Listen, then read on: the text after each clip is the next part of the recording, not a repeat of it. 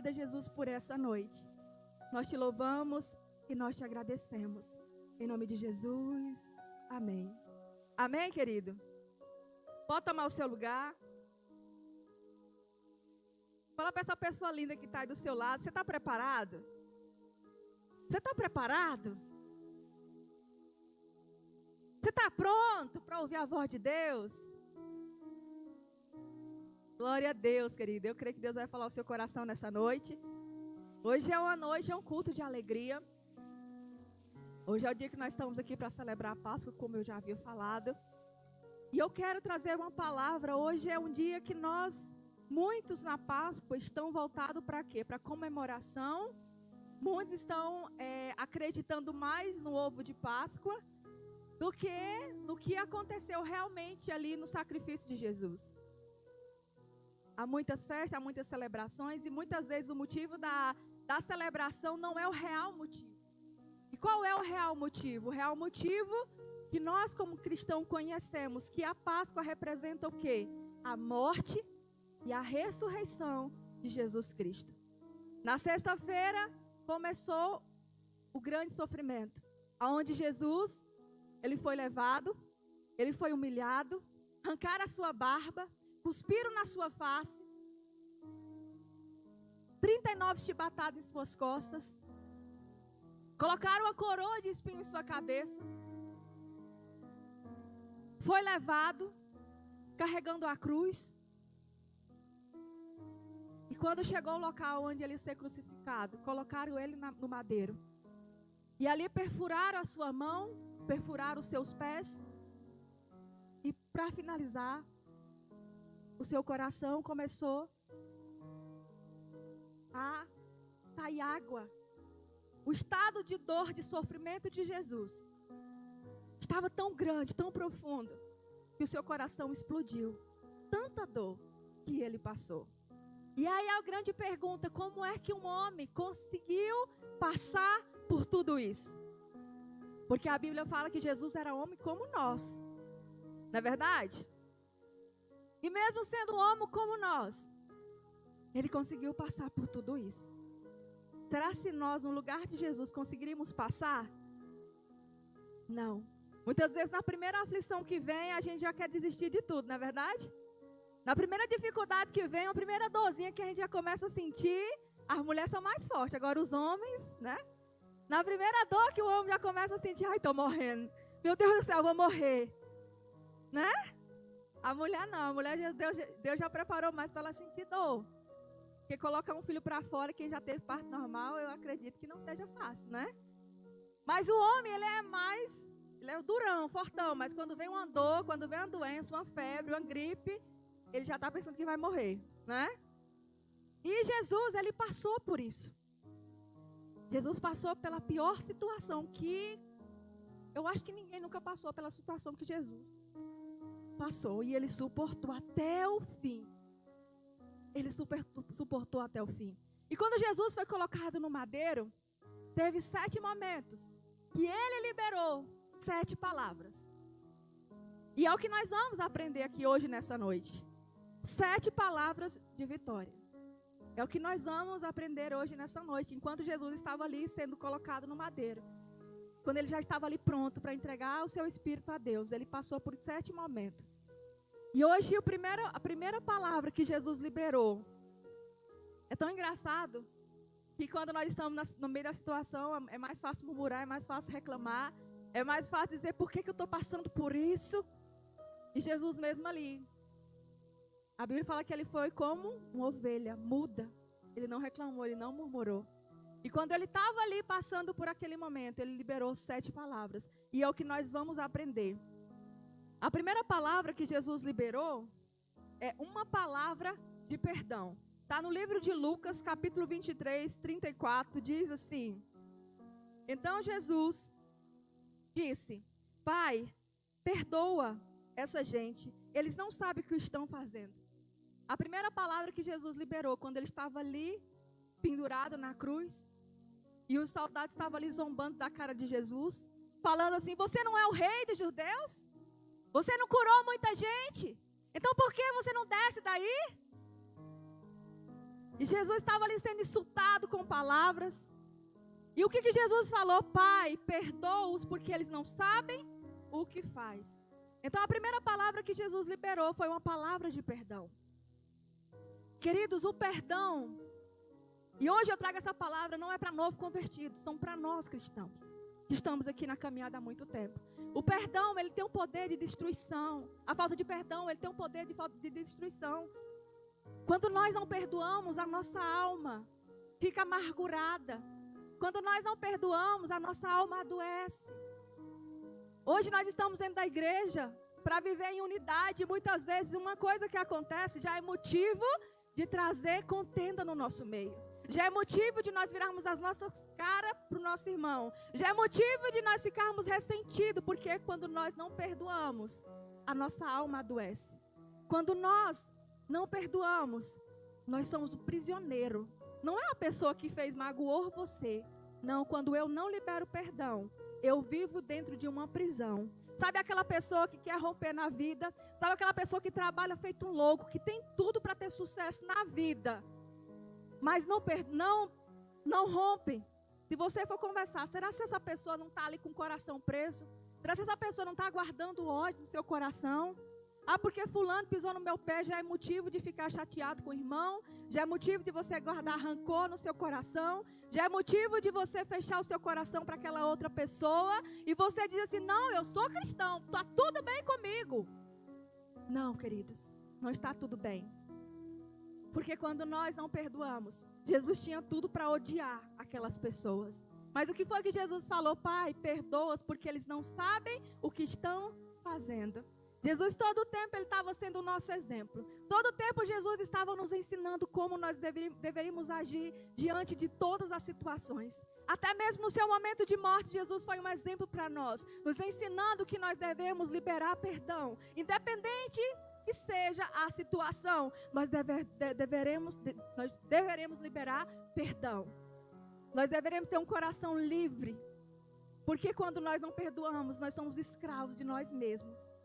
Então nós precisamos praticar o perdão todo o tempo da nossa vida. Todo momento nós não podemos botar a cabeça para dormir no travesseiro, sendo que o nosso coração está alimentando ódio, raiva, rancor, ressentimento.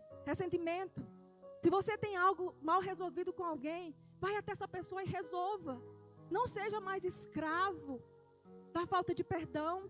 Não seja mais escravo do ódio. Porque muitas vezes nós estamos vivendo um cristianismo vergonhoso. Nós estamos vivendo um cristianismo falso, com o nosso coração cheio de ódio, cheio de rancor. Nós viemos para o culto, nós sentamos na cadeira, nós ouvimos a palavra, mas essa palavra não nos muda. Nós voltamos para a nossa casa, a gente continua do mesmo jeito. Mas será que como é que está o nosso coração? Será que o nosso coração realmente está perdoando, como a Bíblia diz que nós devemos perdoar? 70 vezes 7? Ou seja, não tem limite. Nós devemos todo o tempo estar perdoando as pessoas, não somente aqui, mas na nossa casa, na nossa família. Quantas famílias estão sendo divididas por falta de perdão? Queridos, eu recebi essa missão de pregar ontem. E hoje pela manhã o Senhor falou, você vai falar sobre isso. Deus está preparando a igreja para um novo tempo, mas nós precisamos entender isso. E nós precisamos abrir o nosso coração para isso. Nós precisamos abrir o nosso coração para o novo, mas o novo não vai vir se o nosso coração está cheio de picuinha, está cheio de ódio, cheio de raiva. É mais fácil você desabafar para outra pessoa que não tem nada a ver com o seu problema, ao invés de você procurar a pessoa que te magoou, que te feriu. Hoje nós precisamos colocar a nossa vida novamente no altar. E nós precisamos reconhecer que o nosso coração é um coração que não sabe perdoar. E nós precisamos perdoar as pessoas. Você falar para outra pessoa o seu problema não vai resolver. Mas quando você vai de encontro à pessoa que te feriu, você é curado. Porque você coloca para fora tudo que ele fez com você. Ele pisou no meu pé, é uma coisa tão insignificante. Mas esse pisar no teu pé talvez foi insignificante agora. Quando essa pessoa tiver outro tipo de atitude, aquela vez que ele pisou no teu pé, ficou guardado no teu coração. E você não foi lá e falou, fulano, você pisou no meu pé. E sabe o que acontece? Essa outra pessoa faz uma coisa simples para você. Mas já é suficiente para você ficar com raiva dessa pessoa. Sabe por quê? Porque naquele dia que ele pisou no seu pé, você não foi resolver o problema. Aquele dia que ele pisou lá no teu pé e trouxe dor, você não foi lá desabafar para ele. E você guardou no seu coração. E isso faz o quê? Está gerando dor dentro de você. Isso está gerando raiva dentro de você. E aí isso vem a amargura, ao ponto de você não conseguir conviver com a pessoa que está ali diante de você. Sabe, no casamento, eu tenho certeza que vocês já acompanharam muitas pessoas, que você vai conversar com uma mulher ou com um homem, e aquela pessoa está tão insatisfeita no casamento, e começa a reclamar do marido, começa a reclamar do marido, começa a falar mal da esposa de um jeito, que você fala, meu Deus do céu, esse casamento deve ser a pior coisa que existe. Mas não é a pior coisa. Foi coisas que aconteceram e essa pessoa foi guardando no seu coração, isso vai virando ódio, isso vai virando amargura. E aí onde chega o quê? O divórcio, a separação. Porque uma coisa que poderia ser resolvida lá atrás não resolveu. Então Deus está nos ensinando que nós precisamos abrir o nosso coração para liberar perdão para as pessoas que nos feriram, para as pessoas que nos maltrataram, para as pessoas que nos magoaram. E não só liberar, mas pedir também perdão pelas vezes que nós magoamos as pessoas, pelas palavras que nós lançamos sobre as pessoas, pelas atitudes egoístas que nós temos com as pessoas. A primeira palavra que Jesus liberou, uma palavra de perdão. Você quer ter vitória na sua vida? Então você precisa aprender a perdoar. Por mais simples que seja. Mas agora eu vou ser... Não, nós só precisamos ser como Jesus. Jesus era assim. Estava ali batendo na cara de Jesus. O que Jesus fazia? Perdoa, Pai, porque eles não sabem o que estão fazendo. Perdoa, Pai, porque eles não sabem o que estão fazendo. Será que nosso coração tem se parecido com o coração de Jesus? Será que as nossas atitudes têm sido como a atitude de Jesus? Você já parou para pensar em uma determinada situação? O que Jesus faria nessa situação? Não. Muitas vezes nós deixamos a razão tomar conta do nosso coração. Muitas vezes nós deixamos o ego tomar conta do nosso coração. E nós não enxergamos Jesus mais. Nós perdemos a razão e começamos a agir com nosso próprio eu. E com isso, o que vai indo embora é o propósito que Deus tem para a nossa vida. Então que hoje nós possamos entender essa palavra e praticar o perdão. Quantas pessoas aqui você precisa perdoar? Quantas pessoas aqui você precisa pedir perdão na sua vida, na sua casa, no seu trabalho, na sua família, no seu esposo? Quantas coisas você precisa hoje colocar para fora? Hoje o Senhor quer curar o nosso coração. Só que para isso nós temos que abrir o coração e permitir que Ele entre e toque o nosso coração. E hoje nós precisamos pedir, Pai, dai-me um coração como o de Jesus. Um coração que saiba perdoar. Seja qual situação, me ensina a perdoar. Porque eu preciso aprender a perdoar. A todo tempo, a todo momento. Eu preciso praticar o perdão na minha vida. Amém? A segunda palavra que Jesus... Uma palavra de motivação a desfrutar da sua presença. Está no livro de Lucas, capítulo 23, 43. Que diz assim: Então disse Jesus, lembre de mim quando o Senhor vier como rei. Jesus respondeu, eu afirmo a você que isso é verdade. Hoje você estará comigo no paraíso. Amém? Ali Jesus estava já pronto, já pendurado ali. Todas essas palavras, queridos, foi quando Jesus estava ali na cruz, pendurado no madeiro. E quando ele estava ali, tinha 2 ladrões. Enquanto um insultava Jesus, o outro dizia, quando o Senhor entrar no paraíso, lembre de mim. Ou seja, um convite para desfrutar da presença do Pai. E naquele momento Jesus falou assim, olha, hoje mesmo você estará no paraíso. É tão lindo porque mesmo no momento da sua voz, da sua morte, Jesus teve o privilégio de salvar alguém. Jesus estava ali sendo entregue e mesmo no momento da sua morte, ele teve o privilégio de salvar alguém. Um convite para desfrutar da presença todos os dias. Deus está fazendo esse convite para nós, a desfrutar da sua presença. Sabe por que nós não mudamos? Porque nós não estamos desfrutando da presença do Pai. Ele está nos convidando a estar na sua presença. Porque Ele quer nos mudar, Ele quer nos moldar. Ele quer nos ensinar a perdoar. Sabe por que é tão difícil liberar perdão? Porque talvez nós estamos faltando lá no lugar da presença. Porque quando nós andamos na presença de Deus, quando nós estamos na presença de Deus, as pessoas notam e as pessoas viram para você e falam assim: por que você é tão diferente? Uau! Fulano deu um tapa na sua cara e você foi lá e perdoou? Mas como assim? Porque só consegue ter uma vida livre, quem vive na presença. Só consegue ter um coração aberto para liberar perdão, quem vive na presença. Deus está nos convidando a desfrutar da sua presença, a estar no lugar secreto com Ele. Ele quer começar uma nova história em cada um de nós. Ele quer tirar as feridas que há dentro de nós. Ele quer trabalhar no mais profundo do nosso interior. Mas Ele faz um convite para isso, para que nós estejamos na presença dEle. Por que resiste tanto à mudança? Por que você resiste tanto à mudança enquanto o Pai quer trabalhar em você? Você é um projeto que Deus separou para esse tempo. Nós somos um projeto que Deus separou para esse tempo. Mas se nós não vivermos na presença, nós não vamos conseguir viver esse propósito. Por que a nossa razão às vezes manda mais? Porque nós não estamos ali na presença. Porque nós estamos no trânsito e nós xingamos, mesmo sendo cristão? Porque nós não estamos na presença. Por que você é tão nervosa dentro da sua casa com sua família? Porque não estamos na presença.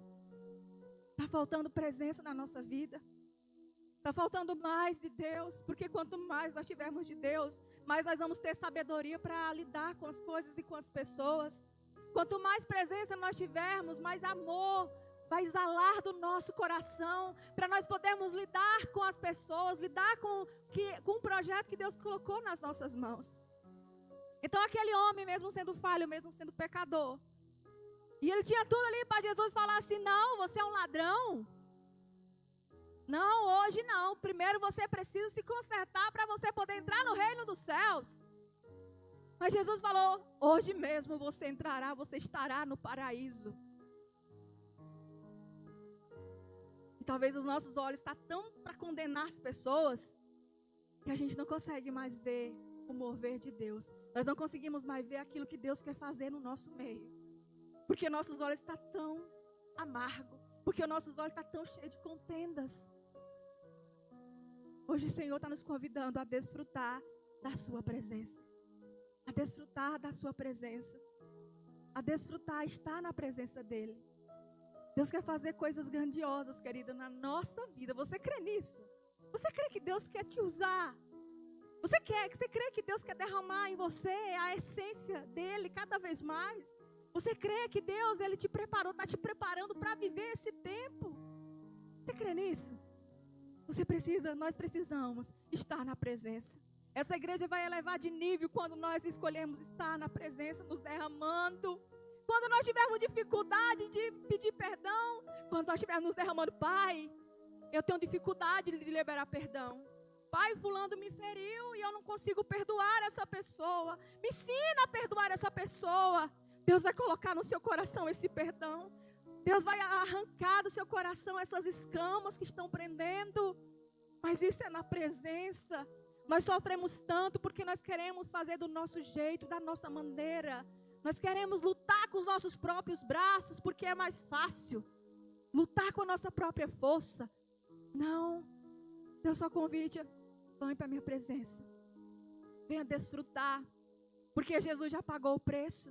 Não tem porquê a gente viver com essa carga toda, porque Jesus já pagou o preço. Então por que nós queremos carregar os pesos? Por que nós queremos carregar os fardos? Sendo que Jesus já pagou o preço. Jesus já pagou o preço. Então nós precisamos voltar para a cruz e voltar a estar na presença do Pai. Porque na presença do Pai Ele irá fazer conosco aquilo que Ele planejou para fazer. Estando perto do Pai, Ele vai fazer aquilo que Ele quer fazer na sua vida, na minha vida, neste lugar. Amém? Você crê nisso? Você está disposto a viver isso? Porque é mais incrível que Deus Ele não obriga ninguém a nada. Ele só apenas faz o convite. Meu filho, eu quero. Mas se você não quiser, eu não posso te obrigar. Meu filho, você é um escolhido para esse tempo. Mas se você não estiver disponível para isso, eu não vou te obrigar a viver isso. Eu não vou te chamar e te forçar a nada. Apenas eu faço o convite. E aqueles que querem, vêm até mim e vivem aquilo que eu planejei para viver. Você crê nisso? A terceira coisa, uma palavra de restauração familiar. Está no livro de João, capítulo 19, 25 ao 27. Amém? Abriram? E diz assim: perto da cruz de Jesus estava sua mãe e o irmão dela, a Maria e a esposa de Clopas, e também Maria Madalena. Quando Jesus viu a sua mãe e perto dela o discípulo que ele amava, disse a ela: este é o seu filho. E em seguida disse a ele: este é a sua mãe. E esse discípulo levou a mãe de Jesus para morar ali, dali em diante, na casa com ele. Então, a outra palavra que Jesus liberou, uma palavra de restauração familiar. E o mundo que nós vivemos hoje, aonde o maior projeto e plano de Satanás é destruir a família. Né? Todo tempo, Satanás está tentando trabalhar para destruir a família. É pai contra os filhos, filhos contra pai. Mas aqui nós podemos ver quando Jesus estava ali. O propósito de Jesus, reconciliação familiar. Eu não sei como está a sua família. Eu não sei se a sua família está de cabeça para baixo. Eu não sei se seu casamento está pelo fio. Eu não sei se você está com vontade de desistir e jogar tudo para o alto. Porque a vontade é essa, né? Um monte de pessoas diferentes dentro da casa. Então a vontade é essa, é desistir tudo e jogar tudo para o alto.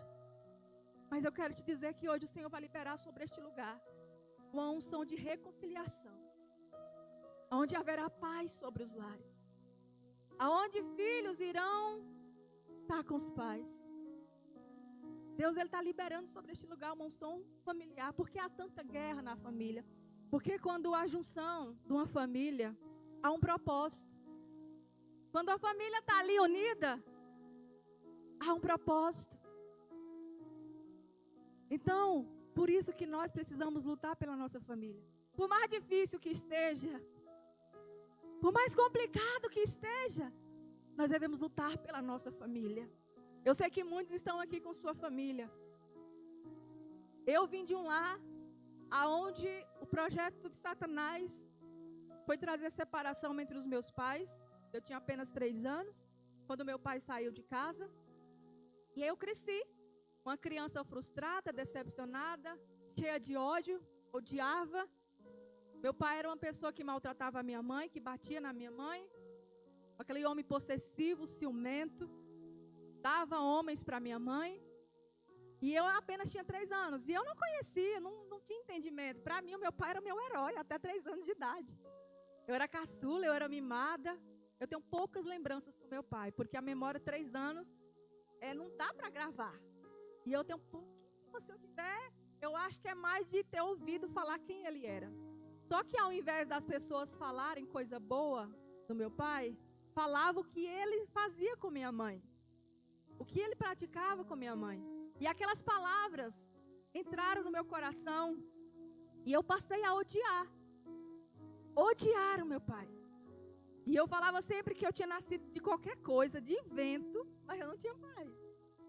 Só que dentro de mim havia uma falta, uma carência muito grande. E todo lugar que eu ia, eu arrumava um pai.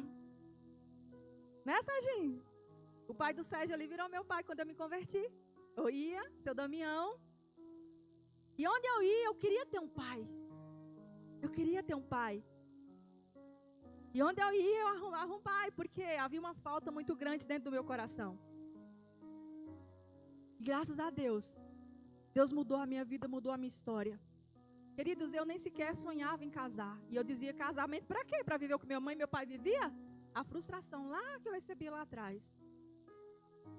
E hoje eu posso crer que Deus tem restaurado a minha casa, tem restaurado a minha família.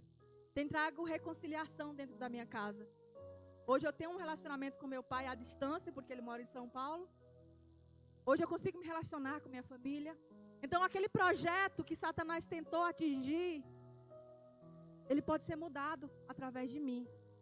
Se você está ao lado da sua esposa aí agora, não importa como você vê a sua infância. Não importa o que você passou lá atrás. As marcas que você carrega. Você tem o poder hoje de dizer, eu não vou carregar isso para frente. Eu não vou trazer destruição para o meu lar.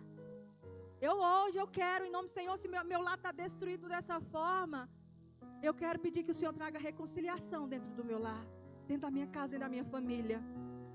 Porque a sua história pode ser mudada a partir de você. Não importa o que você viveu lá atrás, mas se você tomar a decisão hoje de construir uma nova história, com a sua família, com a sua casa, tudo vai ser diferente. Mas isso depende de quem? De você. Construir, mas não tem mais jeito. Tudo é possível para aquele que crê. Tudo é possível, nem tudo está perdido. Porque quando o projeto é de Deus, por mais que Satanás tente destruir, ele não vai conseguir. Porque o projeto é de Deus. Mas nós precisamos também acreditar nesse projeto. Porque não é suficiente só Deus acreditar nesse projeto. Nós também precisamos fazer a nossa parte. E hoje você precisa, como pai, como mãe de família, se levantar dentro da sua casa e chamar essa reconciliação para dentro da sua casa. Porque nem tudo está perdido. Nem tudo está perdido. Não é porque meu pai e minha mãe se separaram que eu também vou viver isso. Não é porque meus filhos saem de... Não, eu não vou viver isso. Porque, Senhor, a minha vida, a minha família é o teu projeto. E hoje eu coloco a minha família diante do Senhor. E eu chamo, Senhor, a restauração familiar por completa.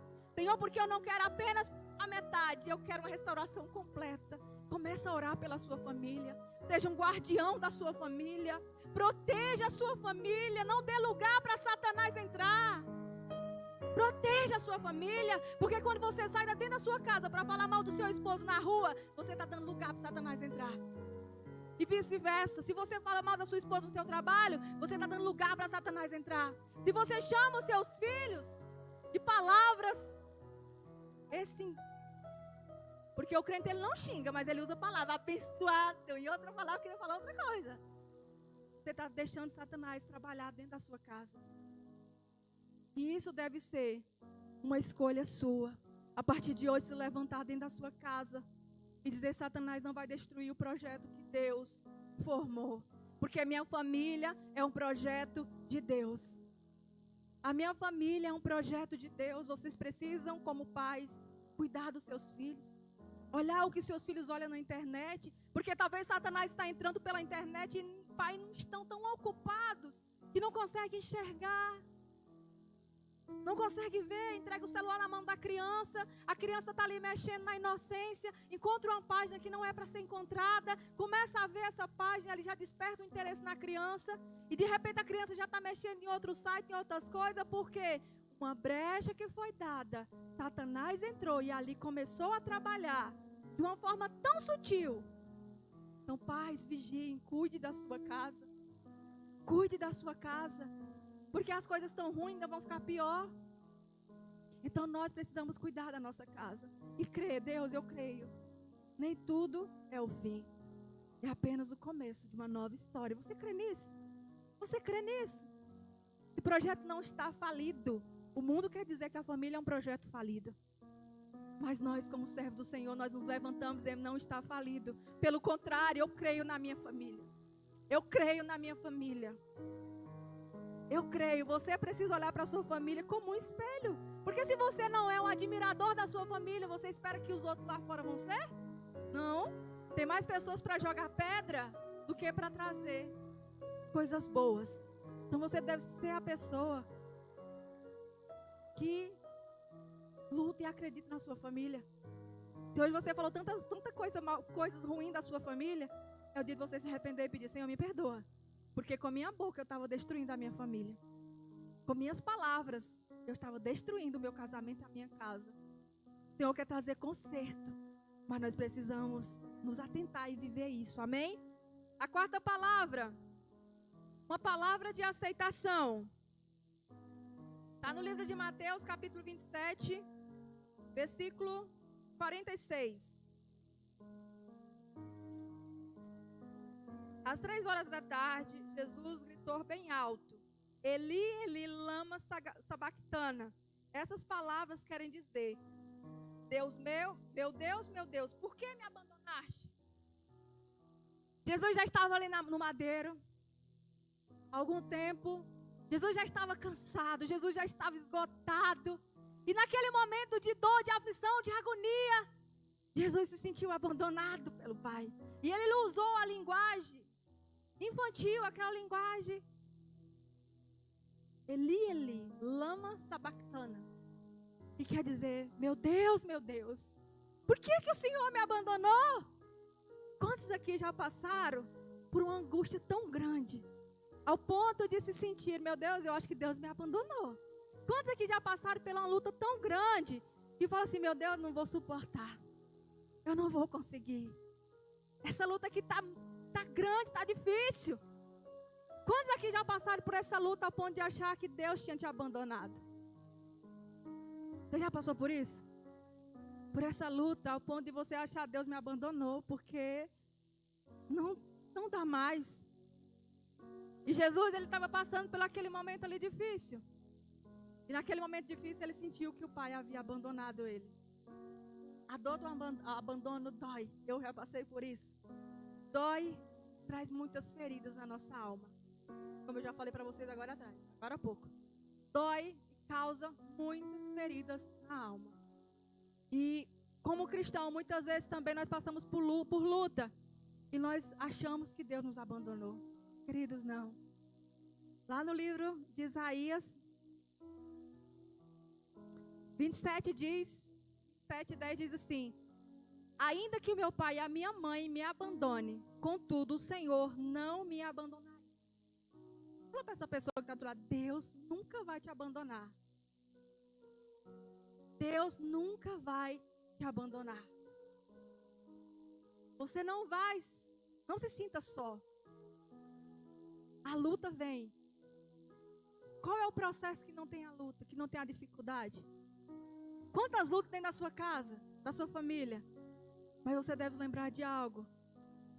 Deus, Ele nunca vai te abandonar. Naquele momento, Jesus estava passando por aquilo, por aquela dor na sua alma. E Ele voltou lá atrás, na linguagem infantil. Porque muitas vezes, muitas dores que nós carregamos hoje na nossa vida, é fruto do que nós recebemos lá atrás. Eu era uma pessoa muito rebelde. Eu carregava um ódio tão grande no meu coração. Era uma pessoa que não me aceitava, não me amava. Coisas que eu recebi lá atrás. E talvez hoje você está tanto tempo caminhando com Jesus. E Jesus quer curar o seu coração. Te fazer livre de muitas amarras. Mas você está preso ao seu passado. Você está preso a coisas que você viveu lá atrás. E hoje Deus fala: meu filho, solte isso, porque eu quero curar a sua vida. Não importa quem te abandonou, não importa quem te rejeitou. Hoje Deus quer curar o seu coração. Ah, pastora, mas eu sou curado. Aí você olha para as suas atitudes. As suas atitudes têm sido atitudes de uma pessoa curada? De uma pessoa livre? Quando você lembra de certas coisas, isso traz dor ao seu coração? Quando você lembra de alguém que te magoou, te feriu, te maltratou, te abusou, isso ainda traz dor ao seu coração?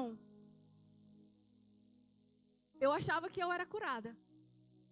Eu voltei do encontro com Deus e eu sabia que a pessoa que mais tinha me ferido na minha vida tinha sido meu pai. Ele tinha sido a pessoa que deixou uma marca mais profunda dentro de mim. Foi por causa do abandono que eu me odiava. Foi por causa do abandono porque eu me rejeitava. E eu cheguei do encontro e uma das primeiras pessoas que eu entrei em contato foi com ele. Para pedir perdão para ele, para dizer para ele que eu perdoava. E segui a minha vida, achando que eu estava livre, achando que eu estava liberta. Só que depois de muito tempo de convertida, aconteceu umas situações com meu pai que eu percebi dentro de mim que eu não estava ainda curada. Eu falei: pai, eu perdoo o Senhor e também peço perdão pelo seu me abandonado. Só que aconteceu umas situações que eu percebi que dentro de mim eu começava a falar, sentir coisas ruins do meu pai. Eu começava a rejeitar ele dentro de mim. Eu começava a não querer ter contato com ele. E aí mostra que as minhas atitudes não é o quê? Uma atitude de uma pessoa curada. Talvez nós estamos agindo dentro da nossa família, dentro da nossa casa, no casamento, achando pelo fato de ser muito tempo, né, que a gente está na igreja servindo a Deus, que somos curados. E muitas atitudes estão ali refletindo que nós precisamos ser curados. Nós somos projeto de Deus. Deus quer trabalhar em nós. E Ele quer trazer cura ao nosso coração. E muitas vezes Ele vai levar você a passar por certas situações, porque Ele está querendo curar o teu coração. Mas você está falando assim, pai, está doendo demais, eu não vou suportar. Será que Jesus também não estava sentindo essa dor? Será que Jesus também não estava no seu limite de dor? Pendurado ali há muito tempo, ali no madeiro. Ele estava também passando por isso. Então Deus, Ele quer curar o nosso coração. E muitas vezes Ele vai levar nós a passarmos por algumas situações que vai trazer dor, confronto, porque Ele quer nos curar. Queridos, servir a Deus não é fácil. E entrar no molde que Deus quer que nós entramos também não é fácil. E Ele quer tocar no nosso caráter, Ele quer tocar no nosso coração, Ele quer trazer cura à nossa alma. Mas nós precisamos deixar Ele mexer. Nós precisamos abrir muitas portas do nosso coração para Ele trabalhar, para Ele mexer dentro de nós. Porque não dá simplesmente de nós irmos à igreja, assistir um culto e voltar para casa e continuar tudo do mesmo jeito. Não, Deus, Ele quer muito mais de nós. Mas nós precisamos permitir Ele trabalhar na nossa vida. Você precisa abrir as portas do seu coração e deixar Ele entrar no seu coração e tratar. Se você é uma pessoa muito raivosa, se explode por qualquer coisa, significa que Jesus precisa curar o seu coração. Mas você precisa abrir o seu coração para ser curado. Porque enquanto você não abrir o seu coração para ser curado, Ele não vai entrar e não vai curar o seu coração. Ele não vai trabalhar dentro de você. Por que que Ele leva Isaías lá no olheiro? E o olheiro estava ali trabalhando com vaso. E de repente aquele vaso se desfaz. E muitas vezes somos nós cristãos. Há muito tempo de religião, há muito tempo de igreja. O vaso está formado, não é verdade? E aí de repente aquele vaso se desfaz. Porque nós somos assim.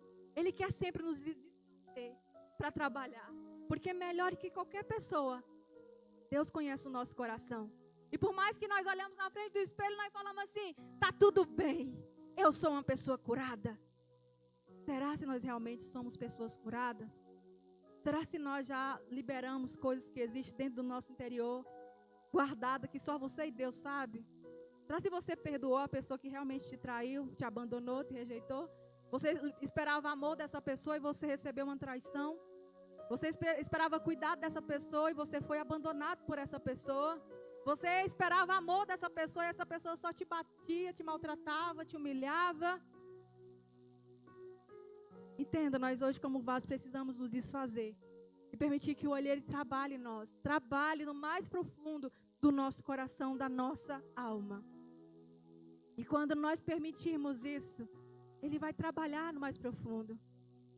A Bíblia fala que nós somos feitos à imagem e semelhança de Deus, o caráter de Deus, a imagem. Foi assim que Ele nos fez. Mas muitas pancadas nós levamos no caminho. Muitas coisas aconteceram nessa caminhada. E talvez nós estamos totalmente aqui, lindos e maravilhosos, cheirosos, vestindo as melhores roupas. Mas só Deus conhece o seu coração. Só Deus sabe o que você tem passado, o que você tem enfrentado. Você lá atrás foi rejeitado e até hoje você não consegue lidar com a rejeição. No dia que você recebe um não, você já se fecha, você já foge, porque você não foi curado da rejeição. Você foi abandonado lá atrás. E até hoje você talvez não saiba lidar com isso. Significa o quê? O meu coração não foi curado. Você sempre foi uma pessoa que apanhou. Então quando você vê alguém batendo, ele causa um medo em você e você se tranca naquela situação, porque o trauma lá do que você viveu na infância ainda está dentro de você. Aquela pessoa que é muito perfeccionista, muito organizada ao extremo, que não pode tirar nada do lugar, que aquilo já irrita você, alguma coisa está errada com o seu coração, com sua alma. E Deus quer trabalhar dentro da nossa vida. Deus quer trabalhar dentro do nosso coração. Quando nós somos rejeitados, a nossa tendência também é rejeitar. É não aceitar ninguém na nossa vida. Por mais que as pessoas queiram vir e nos ter um contato, nós queremos o quê? Rejeitar essas pessoas. Porque a ferida ainda está dentro do nosso coração. E Deus, Ele quer trabalhar dentro de nós. Deus quer tratar a nossa alma. Filho, por mais que teu pai e a tua mãe te abandone, eu nunca te abandonarei. Deus sempre cuidou de nós, desde o nosso nascimento.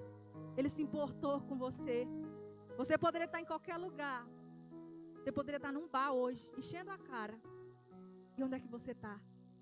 Aqui, porque Deus tem cuidado da sua história. Amém? Deus tem zelado por você.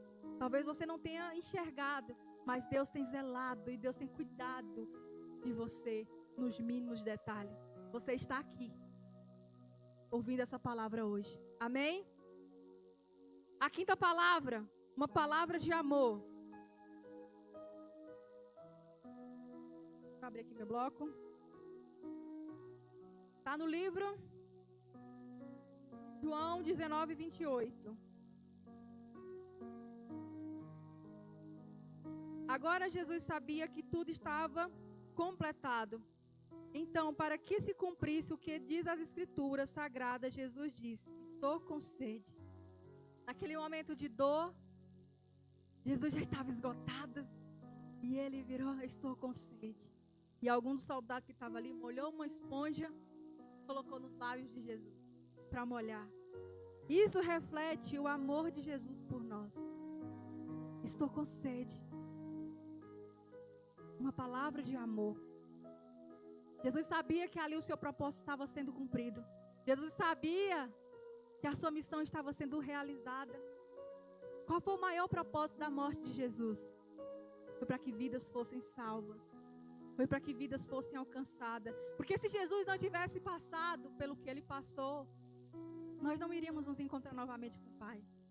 Jesus estava ali passando por tudo, mas ele sabia qual era o maior motivo. A Bíblia fala que Deus amou o mundo de tal maneira que entregou o seu Filho. E a grande pergunta: que amor é esse? Que amor extremo de Jesus por nós. Jesus é o exemplo de amor. E será se o nosso coração tem refletido esse amor?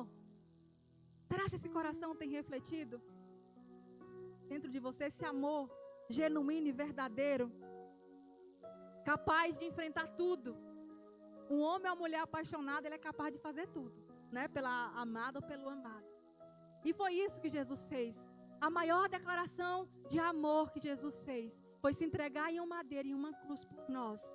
Ninguém merecia, porque nós éramos pecadores, nós somos pecadores, porque a Bíblia fala que aquele que não tem pecado já está pecando, então nós somos pecadores. E nós não merecíamos o amor de Jesus, mas mesmo assim Ele nos amou, ao ponto de se entregar numa cruz por nós. E o que Ele pede de nós é que nós possamos refletir esse amor pelas pessoas, pelos perdidos. Que esse amor possa estar dentro de nós. Aonde nós chegarmos, esse amor precisa refletir na nossa vida. Nós precisamos tirar o egoísmo do nosso coração. Cada dia que passa, o mundo está tão acelerado. As pessoas estão tão aceleradas, ao ponto de achar que se envolver nas coisas desse mundo, ter coisas, riquezas nessa terra, é mais importante.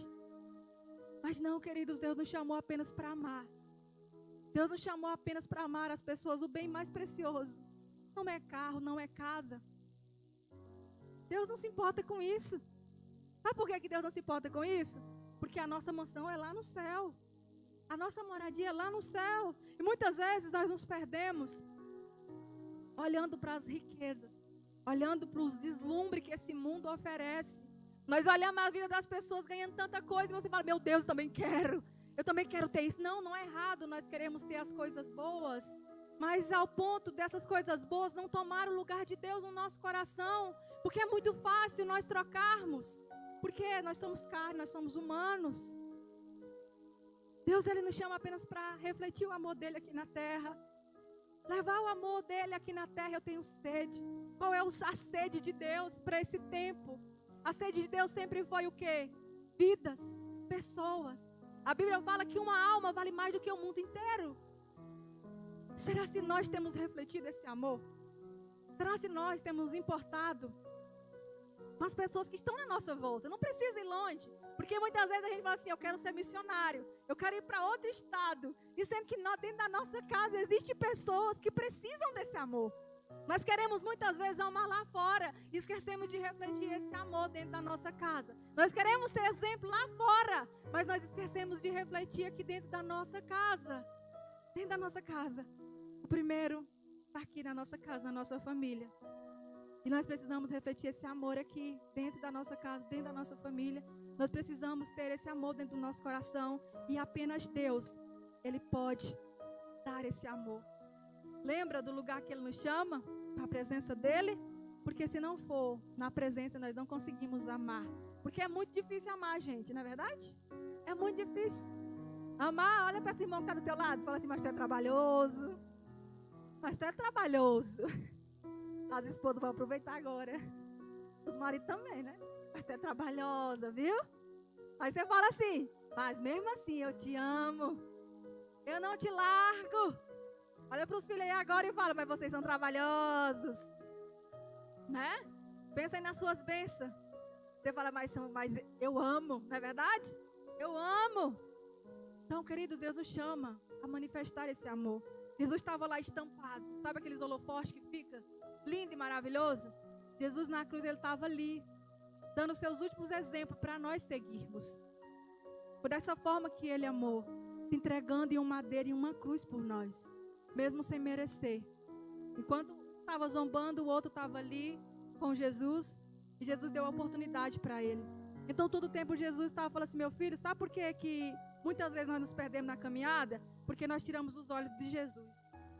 Nós tiramos os olhos da cruz. Só isso. A sexta coisa, uma palavra de triunfo. Está no livro de João, capítulo 19 e 30. Que diz assim, quando ele tomou o vinho, disse, está tudo consumado. Baixou a cabeça, morreu. Nesse momento, Jesus deu seu último suspiro. Nesse momento, Jesus falou que está consumado. Significa o quê? Missão concluída. Está consumada, missão concluída. Nesse momento, Jesus falou assim, eu cumpri a minha missão. Eu cumpri a minha missão. Eu cumpri a minha missão. Será se hoje, nessa noite, você pode levantar e dizer, Senhor, eu quero cumprir a tua missão. Senhor, por algum momento eu me perdi, eu fiz coisas que não era para fazer, eu me perdi na caminhada, mas hoje eu olho para a cruz novamente e eu falo, Senhor, eu quero cumprir a tua caminhada. Eu quero cumprir aquilo que o Senhor me fez para viver nessa terra. Senhor, eu andei realmente perdida, eu deslizei, eu olhei para outras coisas, mas hoje eu quero, Senhor, olhar para a cruz novamente.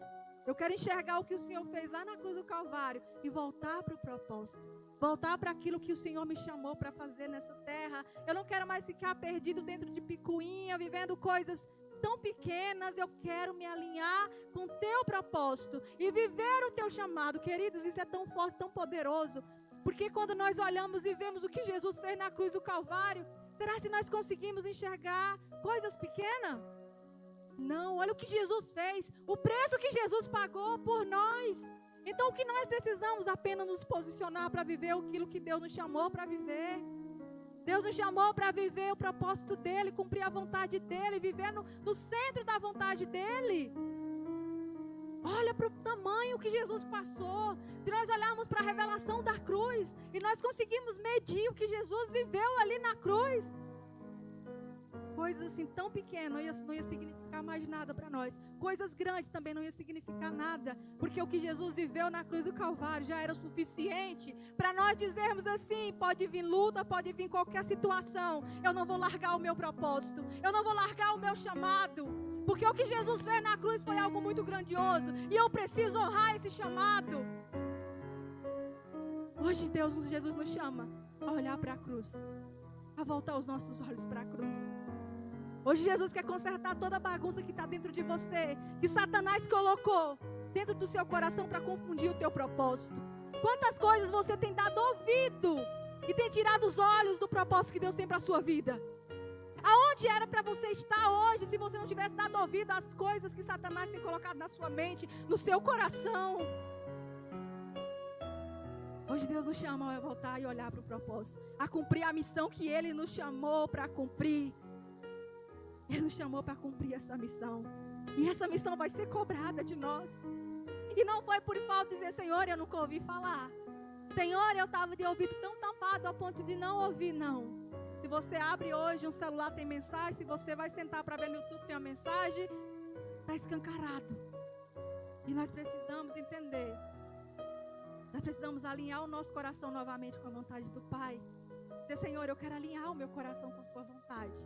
E eu quero viver o teu propósito. Jesus, queridos, tinha tudo para fugir da cruz do Calvário. Tudo para fugir. E dizer, Pai, afaste de mim esse cálice. Porque na hora da angústia, no momento que Jesus estava ali, sendo preparado para entrar para concluir a missão, Jesus sentiu uma angústia tão profunda no seu coração. E Jesus falou assim, Pai, afaste de mim esse cálice. Mas naquele momento eu acredito que Jesus lembrou, a minha missão é muito maior do que essa dor. A minha missão é muito maior do que eu estou nessa situação difícil que eu vou enfrentar. Essa missão é muito maior. Então eu vou suportar. Nós precisamos ser essas pessoas fortes. Que o vento vai balançar, vai. Que vai vir situações para nos parar, vai. Mas nós não podemos abandonar o barco. A missão que Deus te entregou, você não pode abandonar o barco. Se foi Deus que confiou a você essa missão, se foi Deus que colocou você nessa área, você não pode abandonar o barco. Mas você precisa ter convicção no seu coração que foi Deus que colocou nessa missão. Porque se você não tiver convicção, qualquer vento que vier vai te tirar da direção e do propósito de Deus. Porque os seus ouvidos não estão alinhados com a vontade do Pai. E o seu coração não está inclinado para o propósito de Deus. Mas se seu coração estiver inclinado para o Pai, se os ouvidos estiverem atentos à voz do Pai, você não vai abandonar. Você vai arregaçar as mangas e você vai dizer, eu estou aqui porque foi Deus que me colocou. Eu estou aqui porque foi Deus que me chamou. E eu não vou largar. Eu não vou sair do barco. Eu não vou sair do barco. Nós precisamos, queridos, ter essa convicção clara dentro do nosso coração. Porque se nós não tivermos essa convicção do propósito de Deus, qualquer situação que venha é o suficiente para tirar você da direção. É suficiente para fazer você perder o propósito. É suficiente para levar você para outra direção que não tem nada a ver com o propósito de Deus. E essa é a estratégia de Satanás. Essa é a estratégia de Satanás. Muitas vezes levantar pessoas para lançar seta na nossa mente, seta no nosso coração, para nos tirar do propósito do Senhor. Então nós precisamos estar vigilantes. Nós precisamos olhar para a cruz. Porque quando nós colocamos os nossos olhos na cruz, nada vai nos tirar do propósito de Deus. Porque nós temos clara no nosso coração quem foi que nos chamou. Você tem essa certeza no seu coração? Você tem. Por mais que o homem te fira com palavras, mas você tem no seu coração a convicção que foi Deus que te chamou. E se Deus te chamou, você fala, Senhor, eu estou aqui para te servir. Está doendo? Está doendo. A vontade é jogar a vontade é de sair? É também. Mas eu estou aqui, Pai, para te servir. Porque o propósito é do Senhor. E eu quero me submeter a essa vontade, a esse propósito. Então Jesus, ele cumpriu a missão. Sabe por que Jesus cumpriu a missão? Porque embora Jesus estava no meio da multidão, os olhos de Jesus não estavam na multidão. Os olhos de Jesus estavam no Pai. Jesus estava olhando para o Pai. E ele estava convicto que ele estava nessa terra para cumprir o propósito do Pai. Então nós precisamos nos levantar como igreja e ter essa clareza no nosso coração, que nós estamos nessa terra para cumprir o propósito do Pai.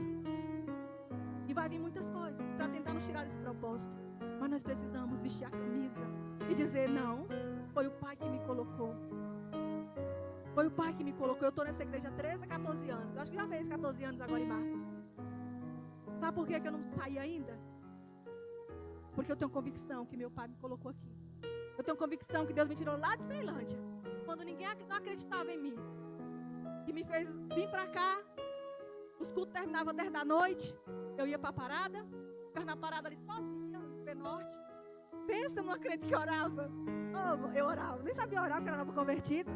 Mas eu saía cantando, com a Bíblia debaixo do braço, né? Que os crentes hoje não andam mais com livro, mas eu estava com aquela Bíblia debaixo do braço, cantando, louvando, e falei, eita Jesus, me guarda nesse lugar.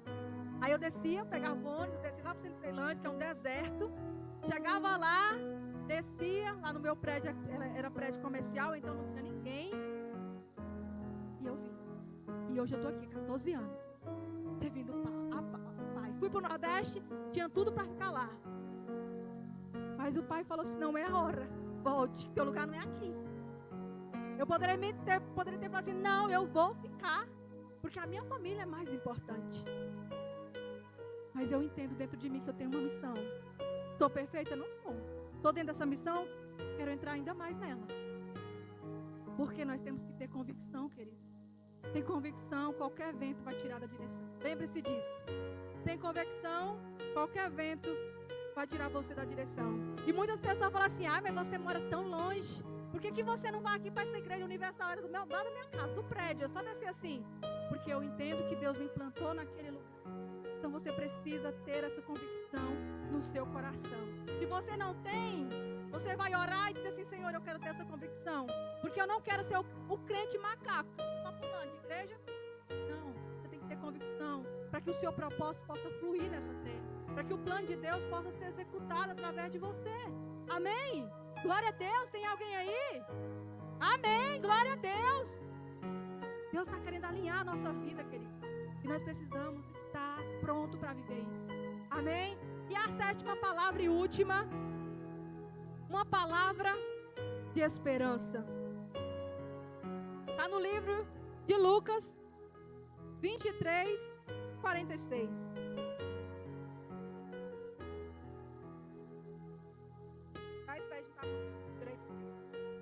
Uma palavra de esperança diz assim. Aí Jesus gritou bem alto: Pai, nas tuas mãos entrego o meu espírito. Depois disso, morreu. Pai, essa aqui foi a última palavra de Jesus. Pai, em tuas mãos entrego o meu espírito. Será se hoje você está preparado para entregar a sua vida novamente ao Senhor? Será se hoje você está dizendo, Senhor, eu quero viver o teu propósito? Pai, em tuas mãos eu entrego a minha vida. Pai, em tuas mãos eu entrego o meu propósito. Porque eu quero viver a tua vontade. Naquele último momento, quando Jesus falou isso, Pai, em tuas mãos eu entrego o meu espírito. Essa foi a última palavra de Jesus. E a Bíblia fala que ele morreu. E houve trevas, houve terremotos, e um véu se rasgou. O homem não tinha relacionamento com Deus, o homem estava separado de Deus. E quando o véu se rasgou, graça e a misericórdia de Deus tocou a terra. E é por isso que nós estamos aqui hoje. Por isso que hoje nós conseguimos nos relacionar com o Pai. Hoje o véu vai se rasgar neste lugar. O véu da presença de Deus. Sabe por quê? Porque nesse lugar tem crentes sedentos. Nesse lugar tem pessoas que desejam a presença de Deus. Nesse lugar tem pessoas clamando por Deus. Nesse lugar há pessoas que o propósito está dentro do coração. Mas devido a muitas picuinhas, muitas coisas pequenas, deixaram de lado esse propósito. Mas hoje o Senhor está chamando você de volta. Hoje o Senhor está dizendo, meu filho, volte para o propósito. Volte para aquilo que eu te chamei para viver. Volte para a missão que eu quero que você viva. E só você. Jesus, nesse momento, ele tomou a decisão de entregar ao Pai o seu Espírito. Ele tomou a decisão de entregar ao Pai o seu Espírito. Será que hoje você está pronto para entregar a sua vida de uma vez por toda para o Senhor e nunca mais pegar de volta? Porque nós somos assim, num culto ali abençoado, Senhor, Pai, aquela oração, você chora, você se arrepende e você, Pai, tudo a partir de hoje vai ser diferente, eu vou fazer diferente. Na primeira oportunidade que tem, eu falo por mim, querido, não falo por você não, eu falo de mim. E antes da palavra chegar aí, ó, primeiro aqui, ataca, vem aqui. E aí, primeira oportunidade, você está fazendo tudo que disse que não ia fazer. Tenho eu entregar minha vida. Na primeira oportunidade, você vai lá, arranca a sua vida das mãos de Deus e começa a viver a sua vida, do seu jeito, da sua maneira. Mas não é mais tempo de viver assim. É tempo de você dizer assim: eu quero viver a tua vida, Senhor. Eu sei que eu vou passar por luta. Eu sei que eu vou passar por muitas situações. Eu sei que vai chegar um momento que vão me tentar fazer com que eu negue o Senhor. Mas eu não quero te negar. Eu quero estar firme na rocha. Eu quero ter convicção no meu propósito, no meu chamado. Eu quero estar olhando para a cruz do Calvário, porque eu quero viver o teu propósito. Queridos, nós estamos vivendo uma geração onde crentes estão fracos. Qualquer coisinha já é motivo de virar as costas para Deus. Qualquer coisinha já é suficiente para abandonar o propósito. E aí muitas vezes a gente pensa assim: se eu saio, se eu abandono, nada vai acontecer. Não, Deus vai levantar outras pessoas. Mas entenda, nós temos o privilégio de poder viver isso. Mas sabe aqueles crentes raiz? É o que nós precisamos voltar a ser, aqueles crentes raiz. Que não abandonam o propósito por qualquer coisa. Que não abandonam o barco por qualquer coisa. Vai doer? Vai. Vai ser difícil? Vai. Mas você precisa ter dentro do seu coração essa convicção. Se Jesus suportou tudo, será se você não pode suportar? Lembre disso. No dia que você estiver naquela luta, lembre disso. Jesus, Ele passou por tudo. E a grande notícia, e a grande novidade, é que ao terceiro dia, Ele ressuscitou. Ao terceiro dia, Ele ressuscitou. Está fraca ainda. E ao terceiro dia, Ele ressuscitou. E sabe o que eu vejo nessa noite? O Senhor ressuscitando propósito. O Senhor ressuscitando ministérios. O Senhor ressuscitando dons que estavam apagados. O Senhor ressuscitando sonhos que foram enterrados. É o que eu estou vendo, o Senhor ressuscitando o sonho de pessoas aqui que um dia sonharam em ser pastores, mas por achar o fardo pesado, hoje corre longe disso, quer viver isso. Eu vejo o Senhor ressuscitando sonhos, projetos que Satanás tentou destruir. Eu vejo o Senhor ressuscitando nessa noite, porque é isso. Ressurreição significa um novo. Ressurreição é uma nova vida, uma nova oportunidade.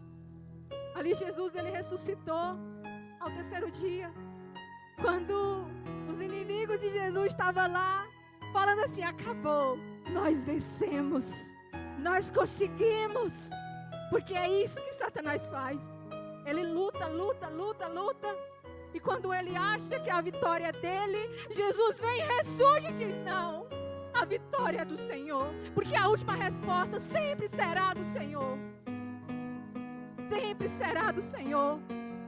Então hoje o Senhor nos chama para nos levantar como igreja e ressuscitar. Ele quer ressuscitar o projeto dele dentro deste lugar. E as pessoas somos nós que estamos aqui. Hoje é uma noite de alegria.